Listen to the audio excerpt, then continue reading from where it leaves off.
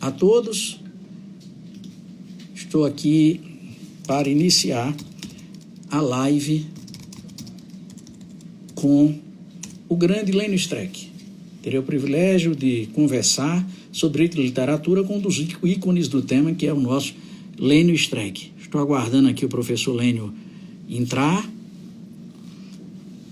Tem aqui 3 pontinhos para a gente convidar. Onde é que a gente convida o cara aqui? Não. Convidar. Não, convidar para a live não convida. Tem que entrar na live.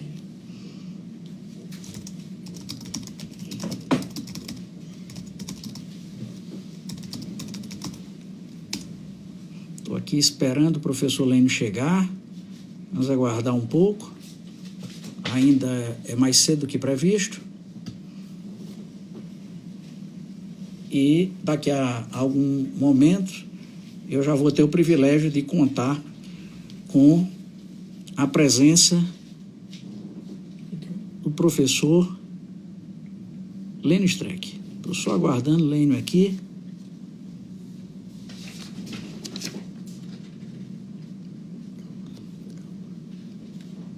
Epa, aqui o cara aqui não tem muito.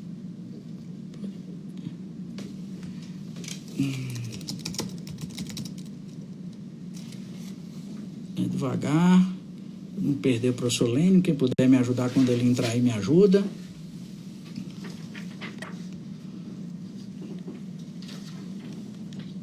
E eu estou...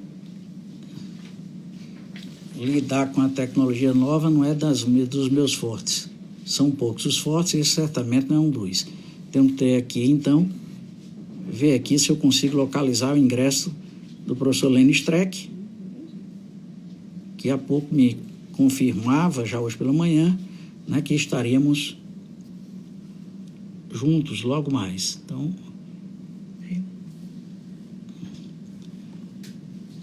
vamos aqui. Será que é esse aqui, hein? Vamos ver se eu acho aqui.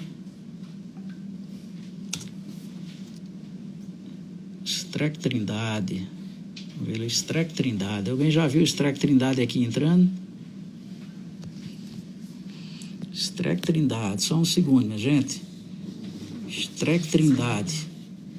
Streck Trindade. Ficar aqui atento. Até agora eu não vi. O Moreira disse que já entrou.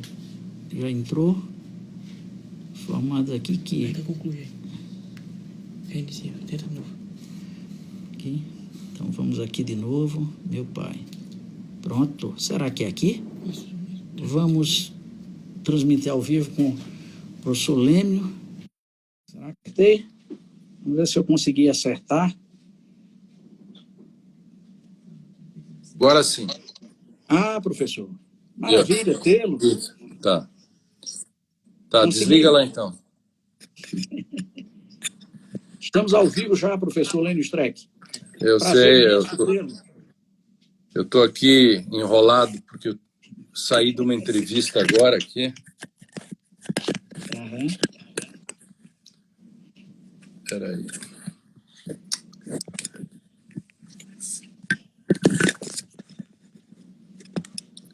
Que coisa aqui.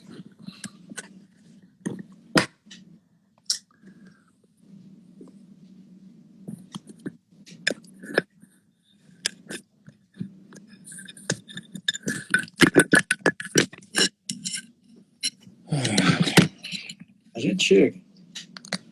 A tecnologia é, para mim, também muito complicada. Pequenos ajustes, a gente chega. Tem que empilhar uns livros aqui, porque eu... assegurar... É para segurar o telefone, né? Eu acho fiz que agora isso deu. Aqui também, Lênio. Agora deu. Tá bem. Deu? Também. Então, professor, muito obrigado por dispor do seu tempo, valioso tempo, para partilhar conosco este momento. Dizer que, para mim, é uma profunda alegria está dialogando com um dos maiores juristas que o país tem. Inegavelmente, uma das referências do direito brasileiro, do moderno sem modernismos exagerados, né? Alguém que tem sido uma referência no discutir e refletir sobre o direito, sobre a hermenêutica, sobre o direito constitucional, sobre, enfim, temas da sociedade. Nós que somos seus leitores na coluna Senso em Comum, semanalmente no Conju, né, que sempre louvamos a sua pena leve e análise profunda, né, temos o privilégio de hoje ouvir um dos ícones do direito e literatura, do movimento de direito e literatura, alguém que, indubitavelmente, sem demérito nenhum outro, é o grande difundidor desta temática no Brasil. Para mim, Lênio, é um prazer imenso poder estar dialogando consigo, pelo respeito que você tem em toda a comunidade jurídica, em toda a sociedade, e é um exemplo ícone para todos nós, né, que o acompanhamos e respeitamos sua vida acadêmica, sua vida como profissional, advogado, sua vida como cidadão. Enfim, vamos nós, né, para debater sobre direito e literatura. Sobre o tema, se me permite já, posso tocar? Pode. Pessoas vão entrando aí e devagar vão se engajando, né? Deixa eu lhe dizer que aqui na pequenina Paraíba nós fomos despertados também para a temática. Eu vou fazer uma breve referência, mas tem aí algumas pessoas do Tertúlias Jurídicas, que é um núcleo que Raimundo Juliano, seu amigo, e eu estamos coordenando lá em Campina Grande, que foi fundado não por nós, mas pelos próprios alunos que se interessaram na temática Direito e Literatura, daí porque estamos com a professora Raíssa também, juntos a Adams e todos, discutindo Direito e Literatura nesse grupo da universidade, e aqui tentando também ajudar na difusão do movimento, que na Paraíba tem, inclusive, um dos precursores, segundo o André Caran, dos precursores aí, poderia citar, é o Etel Santiago Pereira Filho, né, que é paraibano, para nosso orgulho, nosso colega, e também temos aqui o Marcílio Franca, que é muito interessado na temática. Né? Ambos lidam com direito e literatura e ambos muito satisfeitos por tê-lo aqui conosco, viu? Por isso é a referência a eles. Mas, professor Lênio, por que estudar direito e literatura? Nós sabemos, né, que ambos são formados por linguagens, uma linguagem mais hermética, mais impositiva, né, do direito, e uma linguagem mais flexível da literatura, que traz o direito em sua vida, em seus contornos, em suas emoções, que apresenta a alma humana e a condição humana. Quais as intersecções que existem e como anda a evolução desse estudo do movimento Direito e Literatura aqui no Brasil, na sua ótica?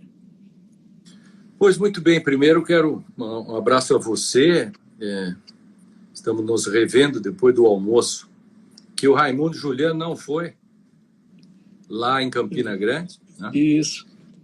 Raimundo Juliano, né? Não vou recitar aqui o Poeta do Absurdo, né? Apenas a primeira frase, porque o resto é pornográfico. O velho Tomé de Souza, né? Casou-se no mesmo dia, aí o resto eu não posso falar, mas o Raimundão sabe, você sabe, né? Que é o Zé Limeira. Zé Limeira, Poeta do Absurdo. Aí, da Paraíba, eu sei vários do Zé Limeira, né? E gosto das rimas, né? Os tempos não voltam mais, que não tem nada a ver com o início daí, porque o absurdo. Né? É verdade. O direito e literatura, trabalhamos isso desde o modo como nós trabalhamos, né? A ideia de levar isso para a televisão e para o rádio há um tempo atrás é do André Caran Trindade e dos grupos. Eles eram bem mais jovens, então, e me convenceram a fazer isso. Eu primeiro fiquei cético com relação a isso e depois acabamos conseguindo esse projeto, inclusive levando à TV Justiça. Hoje estamos há 10 anos na TV Justiça, né? Desde quando Gilmar Mendes assumiu a presidência do STF, nós estamos primeiro com 28 minutos e depois nós dobramos o tempo, né, para 56 minutos, 4 tempos de 13 minutos. Hoje estamos lá na TV Justiça e falando sempre dessa intersecção, o modo como nós fazemos diferente dos americanos e até dos europeus, porque nós não trabalhamos apenas os textos literários que tragam questões jurídicas. É muito simples, é muito fácil eu trabalhar alguns textos históricos sobre julgamentos. A grande questão, para além disso, é que para mim, para nós, o nosso grupo, o CIDIL, que é esse movimento, né, de latino-americano, para nós, o direito de literatura vai também trabalhar, também trabalhamos com, mesmo onde não esteja nada explícito com relação ao direito. Então, essa talvez seja o grande salto que nós tenhamos dado, né? Por exemplo, quando discutimos textos como Dom Quixote, nós trabalhamos, se eu pego, por exemplo, a novela de Um Curioso Impertinente, aquela parte dentro do Dom Quixote, eu posso discutir ali questões filosóficas que, por sua vez, têm sempre questões que são condição para o direito, para tranquilamente, sem ficar discutindo textos, por exemplo, o julgamento que está no Shakespeare do Mercador de Veneza. Nós fomos adiante disso, né? Então, nós pegamos alguns livros e debulhamos ele, inclusive cortamos ele, digamos, fazemos uma anamnese, né? E eu aprendi a fazer isso em 1984, quando foi quando o Humberto Eco lançou O Nome da Rosa. E eu fiz um semestre todo com o professor Luiz Alberto Vará, só sobre O Nome da Rosa. Um semestre todo, nós pegamos o livro no mestrado, eu fazia mestrado nessa época, e aí fizemos assim 10 recortes. E eu escrevi uma resenha numa revista na época, isso, sobre O Nome da Rosa e o Segredo, O Nome da Rosa e o Poder, O Nome da Rosa e o Direito, O Nome da Rosa e a questão da verdade, O Nome da Rosa. Então, a gente pegou, e eu, desde ali, o Vará ensinou que é possível você trabalhar a literatura e aí, assim como no cotidiano, para quem da filosofia do direito ou quem transa com a filosofia do direito, com a hermenêutica, como a filosofia é condição de possibilidade para tudo, para o mundo, para qualquer coisa. Também a literatura, ela também acaba nos apontando desde as distopias, as utopias, ela mostra das simples coisas mais prosaicas, por exemplo, que é uma coisa melhor do que discutir o que acontece hoje no Brasil a partir de um livro que a gente pode discutir depois, que é o Alice através do Espelho. No Brasil, Moro não é chamado de comunista e o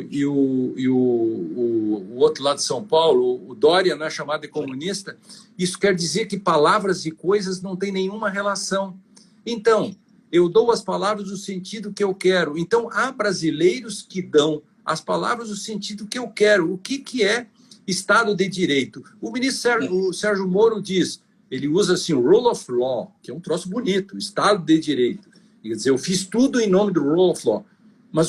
Mas ele deu a essas palavras o sentido que quis, porque the rule of law, nas atuações dele, tem muito pouco. Assim como ele não é comunista, eu reconheço. Assim como Dória também não é. Mas o personagem, Humpty Dumpty, que não trata de direito, mas é um bom exemplo para mostrar que o modelo de sofisma jurídico ou do solipsista é o Humpty Dumpty, que dá às palavras o sentido que quer. Você pode, inclusive, botar a Alice discutindo com ele, e a Alice com a Constituição debaixo do braço, quando ela diz quando ele diz você pode fazer 364 desaniversários, a Alice pega a Constituição e diz não pode ser inconstitucional. Aí você pode montar o diálogo com isso. Vê como isso é riquíssimo.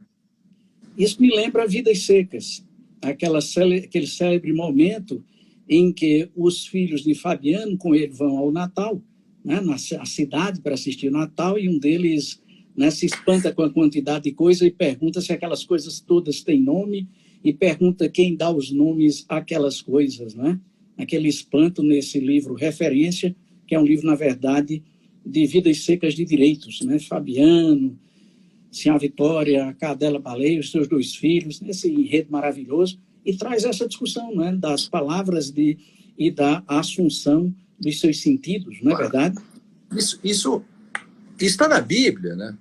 Está na Bíblia, né? No princípio era o verbo. As coisas só passaram a existir no sentido da existência, ou Heidegger falaria em existência, no momento que tiveram o seu nome dado por Deus. Aliás, eu posso brincar com isso da Bíblia como Fiat Lux, Fiat Logos e Fiat Lex. Né? Primeiro se fez o mundo, depois se dá nome, depois se dá lei. Né? Está tudo isso lá dentro. Né? E dá para... Enfim, isso é tão riquíssimo, tão rico. Né? O primeiro grande livro de filosofia da linguagem da história do Ocidente é o Crátilo, né? E Platão ali, né, pela boca de Sócrates, vai falar sobre da justeza dos nomes. No fundo, a pergunta é como se dão nome às coisas. Bom, isso está na Bíblia, isso está no Vidas Secas, mas isso também está no Gabriel Garcia Marques. Mas o Vidas Secas é anterior. O Vidas Secas é anterior. Como se dão nome às coisas? Por que as coisas têm um nome? Será que foi gente? Né? E se foi gente, quem deu nome a isso? Por quê? Porque o nome das coisas, em grego, nomoteta, é o dador de nomes. Se você pegar toda que está no Crátilo, você vai ver que alguém dá nome às coisas, que é o onomaturgo ou o nomoteta, o dador de nomes, que é para ser o legislador, aquele que põe os nomes. Você tem um nome, eu tenho um nome. Por isso que o prenome é imutável. As coisas têm um nome. Sem nome, as coisas não existem. Então, o Vidas Secas, o Macondo, naquela pequena Macondo, as coisas eram tão recentes que, para nos dirigirmos a ela, nós ainda precisamos apontar com o dedo, porque elas ainda não tinham nome. O dedo, Capela Sistina, o dedo de Deus, aquilo que aponta, o aquilo que o mínimo aquilo que quando alguém diz que algo porque isso acaba tendo nome. Né? Então, o primeiro grego, quando se coloca na frente do mundo, ele tem que dar nome às coisas. Eis angústia, desde a aurora da civilização aos nossos dias, como se dão nome às coisas. Isso, no fundo, no direito quem tem razão, quem não tem, é o processo. É o processo. Nós nominamos, né? Nomos é lei. Nomos é lei. E nesse sentido, Lênin, você falou agora há pouco em distopias. Me permita retomar, né? Nesse tempo de pandemia, nesse tempo de crise sanitária profunda que o país passa, né? Alguns chegaram a prever, a ver no futuro algo parecido. Aldous Huxley teria visto em Um Admirável Mundo Novo algo parecido com hoje. George Orwell, em Revolução dos Bichos, 1984, seu grande irmão, estariam já tendo signos do presente, nos apresentando características que depois foram efetivadas hoje, na sua visão, essas distopias, né, que são os contrários das utopias, né, da República de Platão como utopia, vem as distopias. Elas se concretizaram em que medida no nosso tempo? As distopias são reais hoje, né? As distopias são reais, desde daquilo que o George Orwell fala, 1948 para 1984, agora tem uma nova que é 2084, que tem relação com 1984, a nova língua, essa coisa toda que está por aí. Big Brother. Tem o Big Brother, né? Tem o Big Brother, enfim, e que nós somos hoje vigiados, né? Agora com a pandemia, então, se você sair da sala para a cozinha, o Estado vai ficar sabendo, mas essas pandemias estão presentes na literatura, em Decameron e tantas coisas. Já Decameron, as pessoas vão para ficar, são 10 pessoas que vão ficar um tempo e começam a contar coisas. E o H.G. Wells, que escreve em 1895 A Guerra dos Mundos, e como é que você derrota, e como é que os marcianos são derrotados? Por um germe, por um vírus. E nesse caso, o vírus derrota o inimigo. Então, as utopias, as distopias, nesse sentido, elas acertam. Agora, recentemente, nós fizemos até um programa de Direito e Literatura já sobre isso, que são os contos de Aya, né, da Elizabeth Atwood, né, que eu também escrevi também sobre isso, que é uma distopia sobre os fundamentalistas que assumem o poder. Pois agora mesmo eu descobri nos Estados Unidos, eu também fiz uma coluna sobre isso, agora 2 semanas atrás, sobre aquele constitucionalista americano chamado Adrian Vermeil, em que ele propõe um constitucionalismo do bem comum. O constitucionalismo do bem comum é uma espécie assim de constitucionalismo Deus acima de todos. Ora, Deus acima de todos é o slogan brasileiro. Então, as distopias, é incrível como, no caso da Atwood, ela escreveu há tão pouco tempo e já se realiza. Dava a impressão que ela escreveu isso para muito daqui para frente, mas aí está à nossa frente essa questão. Então, toda a sociedade do espetáculo, Guy Debord. Quem não conhece o Guy Debord, eu aconselho para o grupo aí que está estudando literatura. E engraçado, 40 anos depois, o prêmio Nobel, o peruano Mário Vargas Llosa. Mário Vargas Llosa, ele escreve um texto parecido e cita, obviamente, falando sobre a sociedade do espetáculo. Nós vivemos uma sociedade do espetáculo. Hoje o mundo virou uma narratividade. Não existe mais fatos, existem apenas interpretações de fatos. Então, contra fatos mesmo, você não consegue argumentar, porque as pessoas acabam caíram numa espécie de anti-intelectualismo, o que é absolutamente perigoso. E se nós olharmos toda a literatura, a história da literatura, nós veremos que sempre, em algum momento, veja Nau dos Insensatos, veja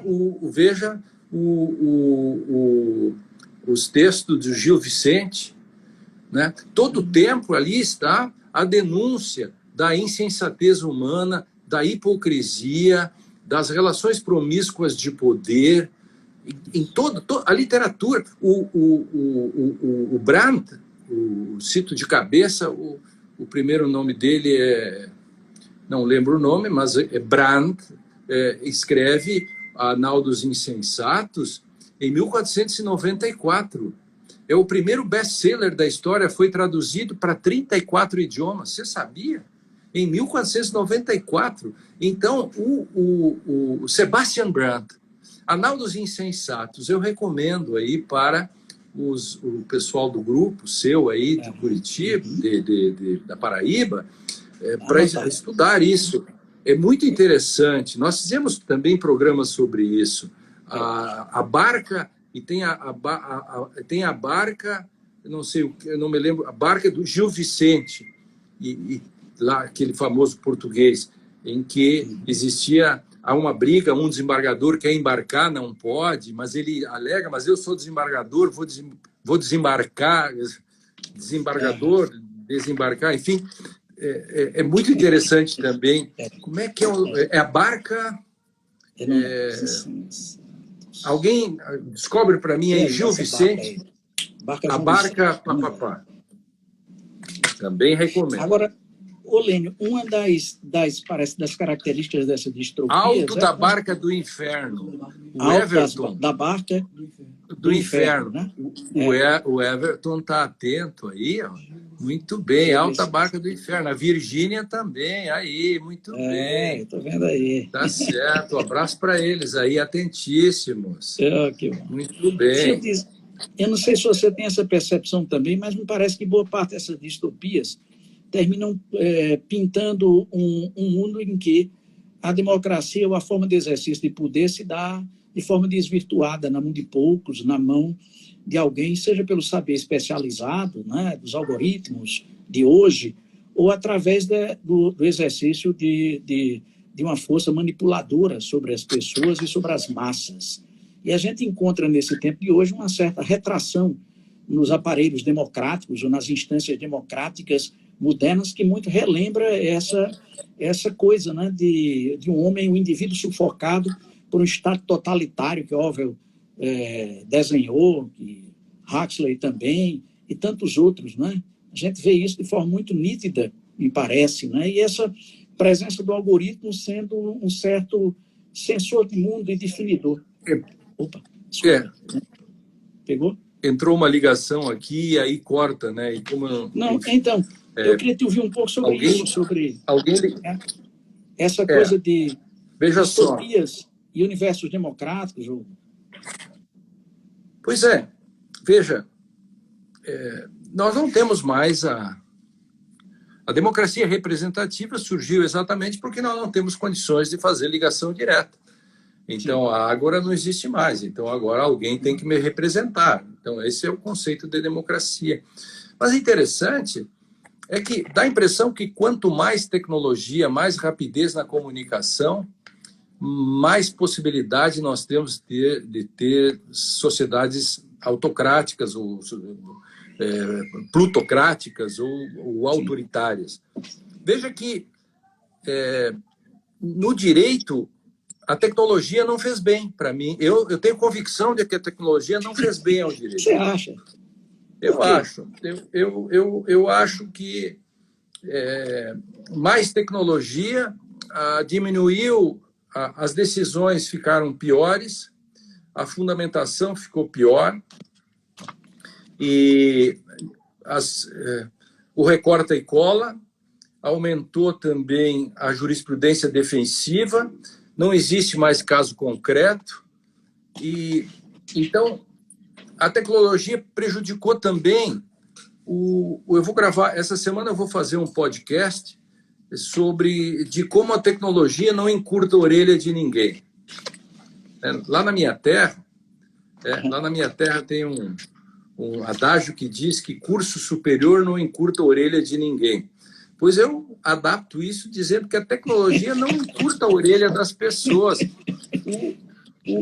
As aulas estão ficando piores na medida em que tudo vira tecnologia. Então, a sala de aula virou uma espécie assim, de redação de uma rede social. Cada aluno está ali com o seu negócio. Não nas minhas salas, porque eu não deixo acontecer isso.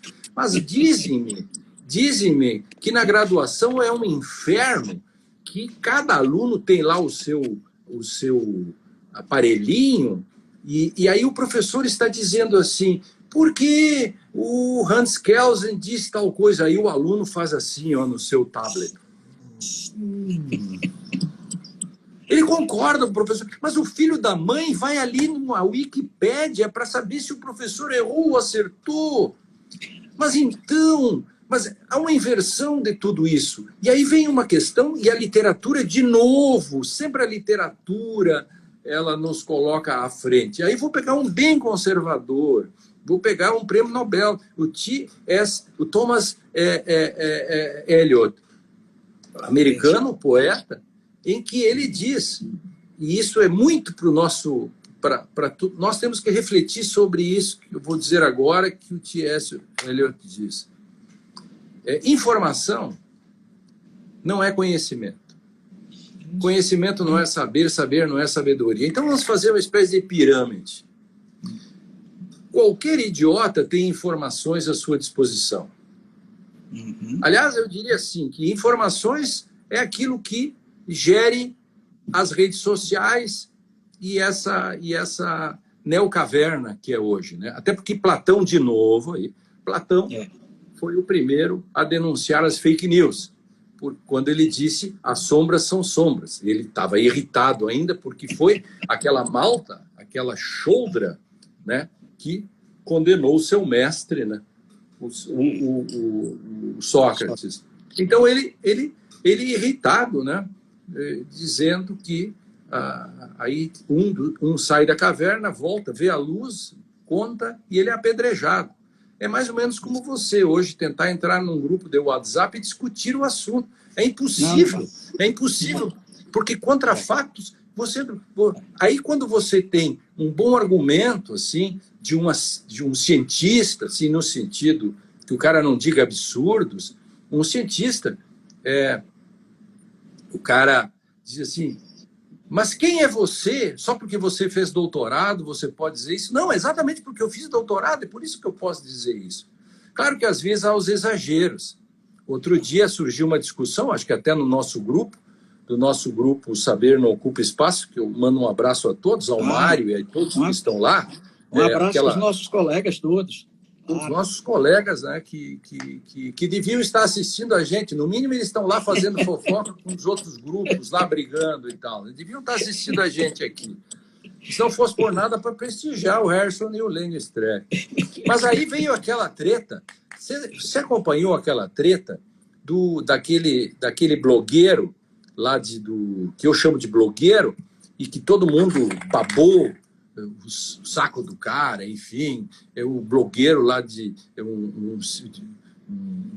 que disse lá, o cara é de São Paulo, não sei aonde, em que ele disse que haveria 1 milhão de mortos da pandemia e tal. E eu fui um dos poucos que disse, calma, primeiro, o nosso querido, estimado cientista, ele que se especializou num blog, que bom para ele, ganha dinheiro com isso, mas ele não tem laboratório.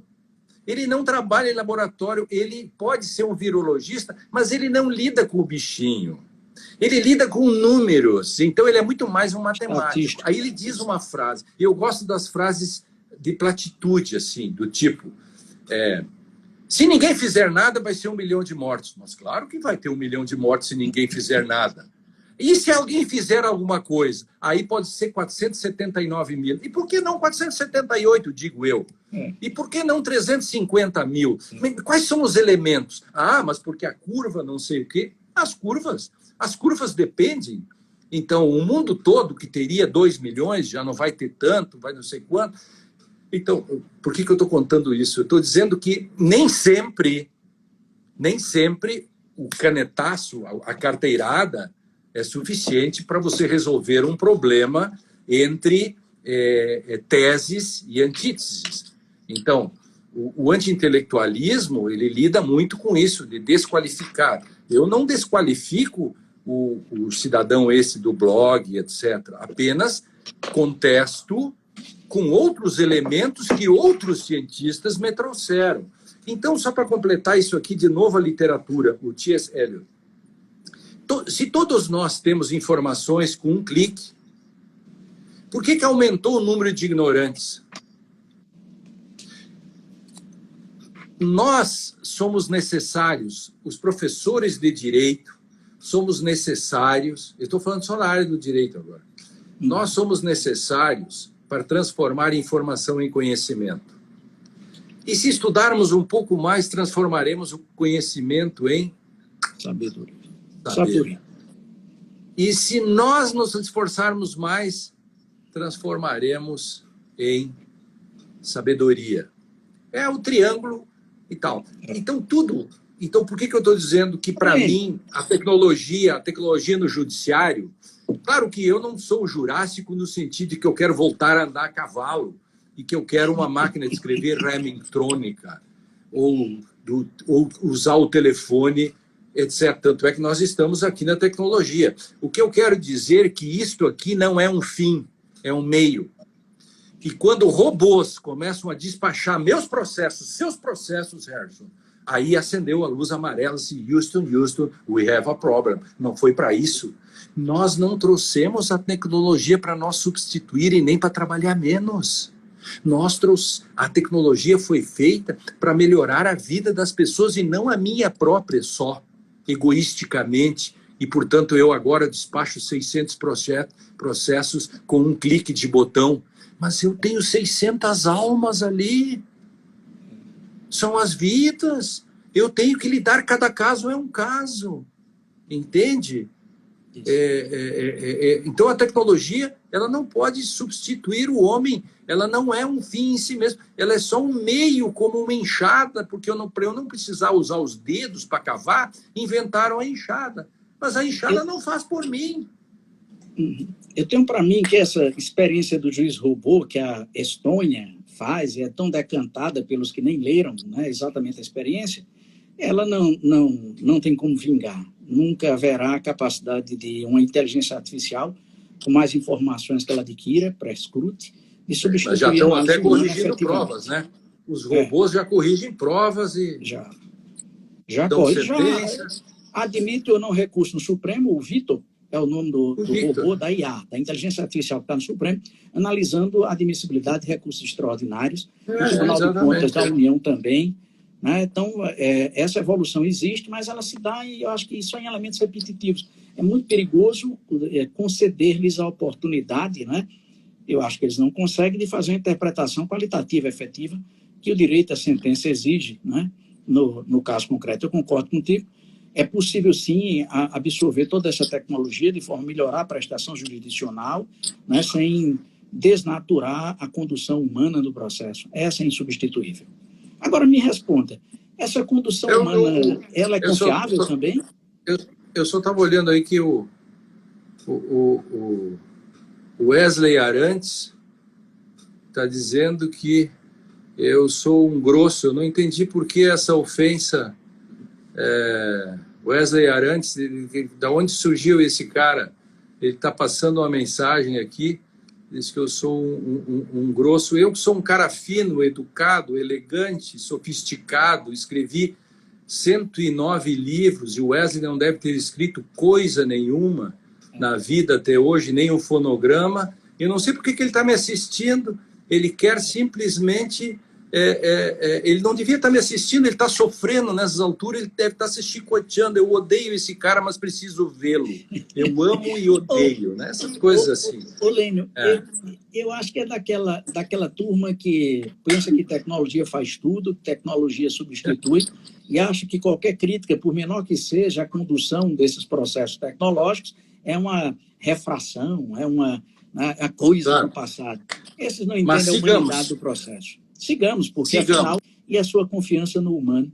Mas numa peça que você sei e gosta muito, Medida por Medida, de Shakespeare, né? O virtuoso Ângelo, escolhido pelo Duque de Viena para substituí-lo, né? Só para relembrar um pouquinho a história, né? O Duque de Viena percebe que em seu reduto de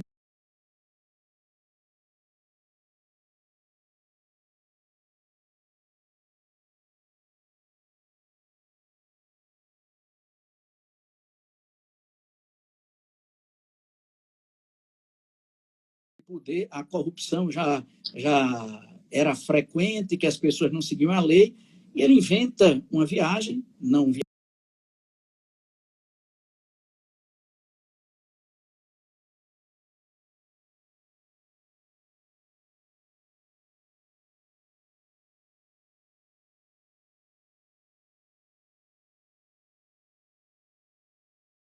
de fato, e escolhe alguém para substituí-lo e vai escolher logo Ângelo, virtuoso, aplicador da lei, e o Duque se esconde por lá e percebe a evolução de Ângelo, que de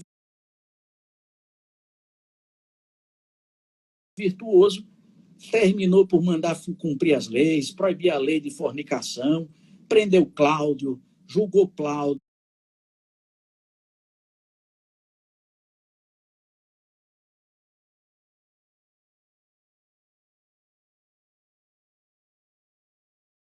né? Determinou a morte de Cláudio, mas de repente se deixa seduzir pela bela irmã de Cláudio, a Isabela. E aí corrompe-se, prometendo ao menos a Isabela salvar o irmão, que depois mentiu, né? E começa, enfim, a descumprir com os seus rigores tão fortes de mensuração do que é justo. É possível confiar no homem que o julga, Lênio? E em que dimensão se deve dar a ele a liberdade de julgar? Claro, aí a nossa, aí foi bom você perguntar isso, Harrison, porque essa é a vantagem da nossa apreciação. Por exemplo, você não tem nenhuma apreciação como essa que a gente está fazendo, como eu faço, por exemplo, sobre a discussão do medida por medida, do modo como isso é um adiantamento. De novo, a literatura sempre se adianta. 200 anos antes do século XIX, ali está a discussão entre positivistas e voluntaristas, que são aqueles que é um movimento que supera o positivismo do século XIX. Então, veja que o Ângelo I é um Ângelo textualista, chamemos assim. É o Adrian Vermeil de um mês atrás. O textualista é aquele sujeito, para ter uma ideia da seriedade disso que eu estou dizendo. Os originalistas, né? Não, o textualista não é um originalista, veja. Não. Aí que tem. O originalista não é tão textualista como enfim, o Adrian Vermeil, ele chega a dizer que aquele caso do Brown versus Education, aquele caso lá, ele não julgaria assim porque ele deixaria a discriminação continuar. Ele diz isso. Sim, mas por quê? Por causa do textualismo dele. Esse é o Ângelo I. Agora, veja, nós estamos discutindo ainda hoje problemas do textualismo e o Supremo. Todos os dias eu tenho escrito isso seguidamente. O Supremo, uma semana, é uma espécie assim de originalismo misturado com textualismo, misturado com uma postura literalista. E na semana seguinte, ele é voluntarista. Mas o que foi o Ângelo II?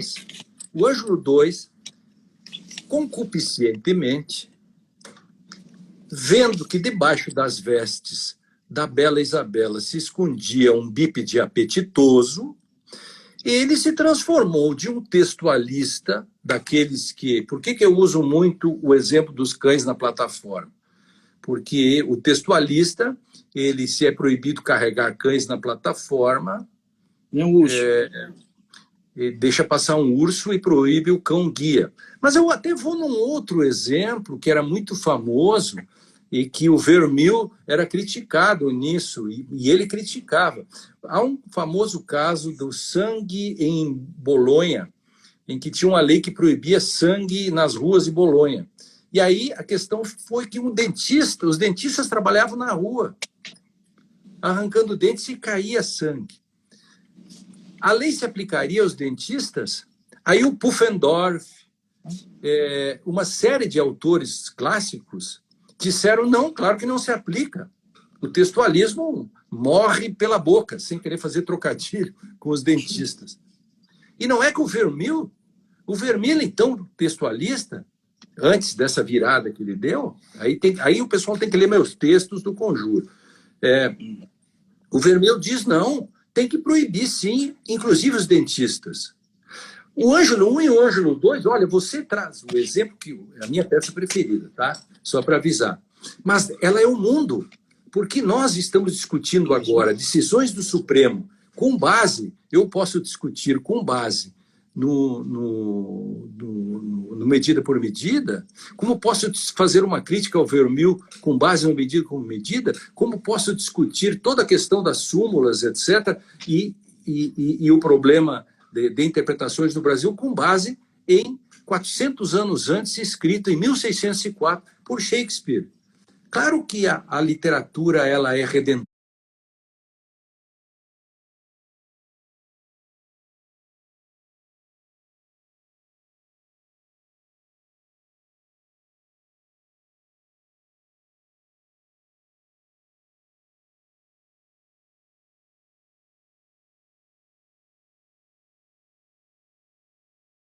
autora, a literatura conta tudo antes, se ela explicitamente não faz uma distopia,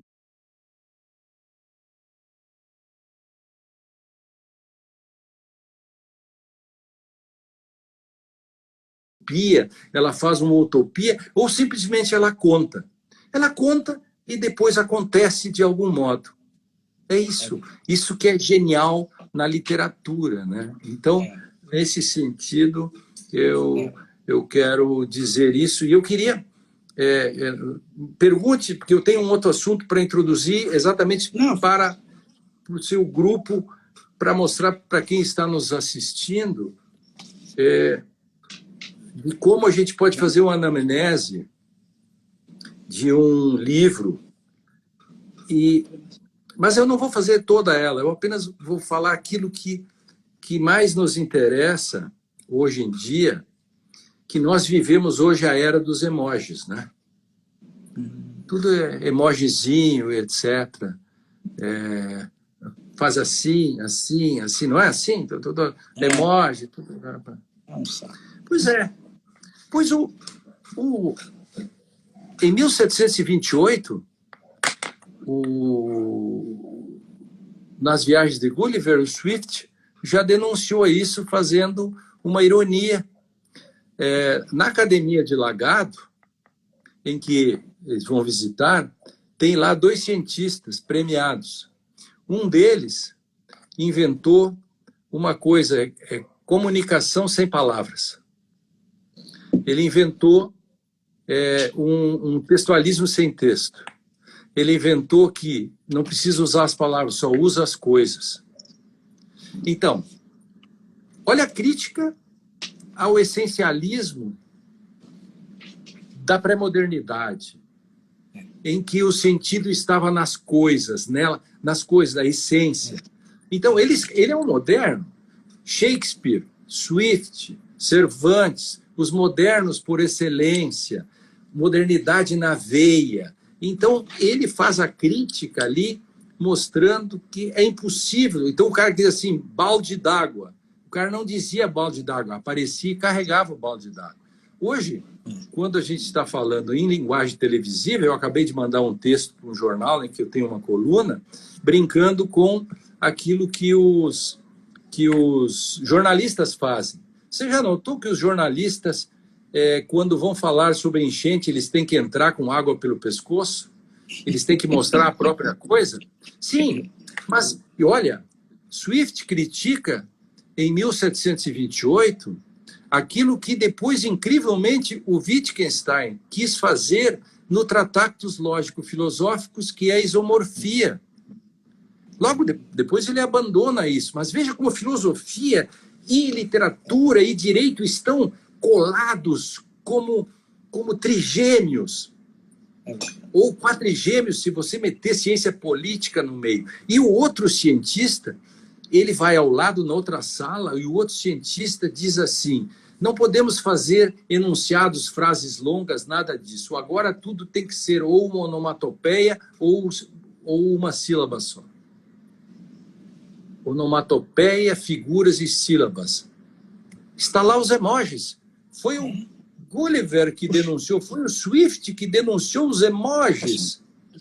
Os emojis, as linguagens paratáticas, etc. Por isso que os gregos depois são os que transformam a linguagem, porque os hieroglifos, tudo isso já eram nesse sentido. E a crítica e a ironia, a comunicação por sinais, etc., a ironia que está lá no Gulliver. Então, quando as pessoas leem, eles leem o Gulliver, as pessoas não notam, as pessoas passam por isso, e aí uma coisa é ver e outra é compreender. As pessoas leem o Gulliver e acham até engraçado, quando por trás disso está toda a história da filosofia. É um tratado de filosofia, como é um tratado jurídico. Se quer saber o que é um princípio, leia o julgamento, leia a denúncia que o promotor da época, então, denunciou o Gulliver. O Gulliver tinha acabado de salvar a rainha mijando, urinando em cima do castelo. E aí, sabe que tinha uma lei lá que dizia, olha o textualismo de novo, olha como isso está em tudo que é lugar, gente. Eu correria para ler o Gulliver, se você não leu ainda, os que estão nos assistindo. Aí o Gulliver denuncia, o promotor denuncia ele porque estava escrito, tinha uma lei que dizia, olha o Ângelo 1, dizia assim, urinar em prédios públicos, pena de morte. O que faltou ali para o promotor? A noção de princípio. Então, ali já está toda a ideia jurídica da falta de princípios, da denúncia de que o textualismo é um inferno, que não funciona, que já está no Ângelo 1. Enfim, a literatura é o mundo. Eu poderia falar ainda da hermenêutica no início do livro, enfim. E a partir disso nós poderíamos partir para discutir os modelos de juiz, que vem lá desde antigo, nos nossos dias, o primeiro juiz viciado em julgar, que está nas Vespas de Aristófanes. Lá.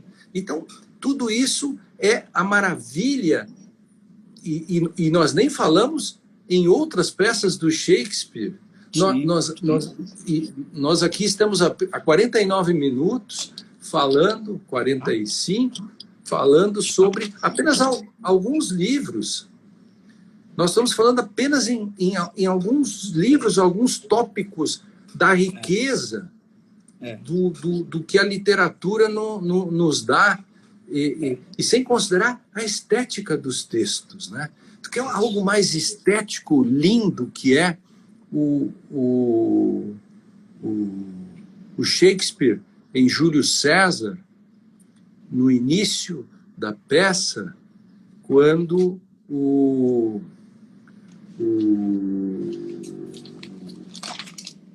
amigo do Brutus, Cássius começa a fomentar a cisânia no Brutus, que depois vai matar. Ele diz, César está voltando da batalha e pensa que é Deus.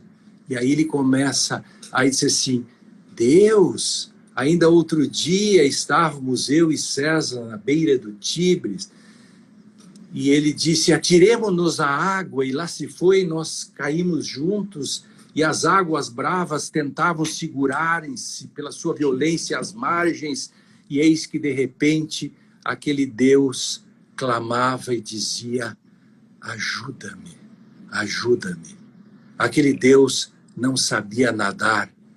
Outro dia, estávamos numa campanha na Espanha, e lá estava ele, César, ardendo em febre, e ele me chamava e dizia, Titinho, Titinho, acuda-me. Aquele Deus tinha febre. Então, que Deus é esse? Que Deus é esse? Olha que troço lindo isso, cara. Aí o Wesley vai me dizer, aí o Wesley Safadão aí que está assistindo vai dizer que eu sou um grosso porque eu disse que o cara tinha um blog. Sabe qual é que é esse rapaz, o Átila, tem um blog mesmo? Sabe qual é a profissão dele? Ele se autodenomina o maior blogueiro do mundo em ciência. Aí eu digo o cara do blog, e aí este Vinagre aí diz que eu sou um cara grosso. Então veja como é um problema de comunicação. Exatamente. Quer dizer, veja onde eu estou metido. Veja se a humanidade tem salvação. Mas tem que nem que venha pelas mãos da Compadecida. Me permita lembrar uma obra de um paraibano, de Ariano Suassuna, que é um dos orgulhos e de umas vaidades paraibanas, né? Ariano já é. A luta pela cultura nacional, cultura brasileira, né? Seu movimento armorial. E no Alto da Compadecida, né? Nas peripécias de João Grilo e Chicó, né? Se discute direito. Eu lembro que aqui em Campina Grande, lá em Campina Grande, o advogado Télio Farias, que é estudioso do tema, sabe, Lênio? É um jovem, brilhante advogado, estudioso, filólogo, adora livros. Escreveu recentemente exatamente essa lado jurídico da obra de Ariano, olhando o Alto da Compadecida, falando na Compadecida, né, que é a Nossa Senhora, com uma advogada que terminou por salvar, né, João Grilo, trazendo-o de volta à vida e que termina recebendo como recompensa, além do agradecimento, os honorários advocatícios, porque ao final o dinheiro que João Grilo tinha posto à mão foi doado por promessa. Né? Que livro, que obra maravilhosa de Ariano. E aí também direito, mesmo porque Ariano, não sei se você lembra, ele era formado em direito, advogou inclusive em Eu Pernambuco acompanho e na muito, Paraíba, né? Eu acompanho muito, eu sou fã de Ariano, e Ariano faz uma homenagem ao Shakespeare, né? Da peça o Mercador de Veneza, né? Nem uma gota de sangue. E que beleza o modo como ele fez para homenagear, né? Papo com o João Grilo. Quer dizer, que coisa genial aquilo, né? E o modo como ele contava, porque eu acho que, além de um grande escritor, ele era a do Kant é muito interessante, estão me lembrando aqui do Kant, que ele faz uma piada sobre o Kant também é muito interessante. Eu vou contar. Mas ele era um contador de história. Assim, O meu, digamos assim, o meu ciúme de Ariano é não saber contar histórias tão bem quanto ele contava, né? Porque o Ariano dizia... aí eu fui pegar uma xícara e ele era engraçado, até para dizer que pegava uma xícara e tal. Ele é genial. Aí tem essa história do Kant, né? Da coisa em si. Aí você tem esse negócio aí do Kant, e falar em coisa em si, eu quero ver o Kant em face de uma onça que vinha vindo para ver se ele não saía correndo de uma vez em vez de ficar discutindo se era uma onça em si ou não. Muito genial, né? Você sabe que ele faz referência sempre à onça pintada, que acha que é um símbolo, porque o brasileiro é mestiço por natureza e é a sua forma de homenagear, né, essa cultura brasileira que é o signo de tantos. Professor Lênio, percebo aqui, sou alertado quanto ao tempo, né? Sei de seus inúmeros e tantos quantos afazeres, devo lhe reiterar um agradecimento sincero mesmo de todos nós, seus fãs, seus admiradores, pessoas que aprendem a aprender com você, que lemos o Senso em Comum no conjunto toda semana, que assistimos a TV Justiça quando de vez em quando, não é? Que aprendemos a admirá-lo como cidadão. E eu que tenho o privilégio de encontrá-lo lá no O Saber, no Ocupa Espaço, entrou, viu, Lênin? Os meninos entraram aí para prestigiar a gente, né? Também tenho o privilégio de estar lá na Comissão de Estudos Constitucionais aprendendo consigo e fico muito feliz em poder ter tido a oportunidade de vê-lo ensinando aos meus queridos amigos e curiosos que partilharam desse momento conosco. Muito obrigado a você, Lênin. Você, o grupo da tertúlia, enfim, aí pode montar um conjunto de perguntas, algo que a gente demandar um pouco antes, e a gente pode, para o final de maio, se a pandemia continuar e nós estivermos impossibilitados de viagens, essas coisas todas, e a agenda ficar ainda muito caseira, no final de maio, você pode me instar, né, tá bom, para fazermos uma outra, digamos, já com alguns estudos, alguns livros, algumas referências. Algumas referências, ou o que acha do texto tal, enfim, me manda uns dias antes, para a gente fazer, já não tão aberto como hoje, né? E quando a gente faz muito aberto, a gente é que tem tanta coisa para falar que cada uma delas dá uma conferência, né? Imagina, cada livro desses, por exemplo, só o Humpty Dumpty de Alice através do espelho, a gente falaria durante 1 hora só dele, e assim por diante. E não chegamos ao Círculo de Giz Caucasiano, não chegamos no Pequeno Juiz de Sáchia, não chegamos ainda no modelo do Pitya sobre o tipo de juiz que eu considero ideal. A gente nem falou nada disso, apenas fizemos, digamos assim, alguns acepipes epistêmico, hermenêutico, literários para todos os nossos queridos amigos de todo o Brasil, tem gente de todo o Brasil, e aí da Paraíba, né, de Campina Grande, da capital, João Pessoa, né, e, enfim, do lugar mais quente aí, que é Patos, né, lá em cima. Sertão. Tem Sertão, né, E foi um prazer enorme falar com vocês, né?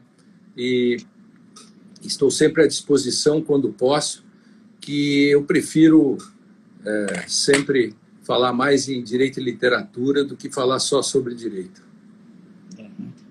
Tá ótimo, Lênio. Um prazerzão. Obrigado, um abraço, um forte abraço. Viu? Se cuide e cuide dos seus. Fique com Deus, mano.